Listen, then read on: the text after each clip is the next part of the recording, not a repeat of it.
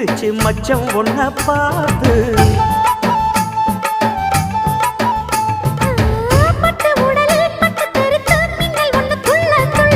வெக்கம் துடிக்க விளக்கணைக்க ஜன்னல் கண்ணை மூடிக்கொள்ள 10 நாள் கழிச்சு தாண்டி கதவை திறக்கணும்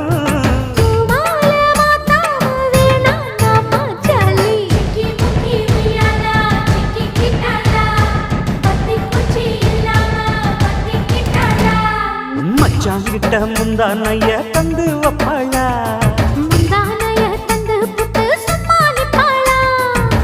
பல நாள் பசி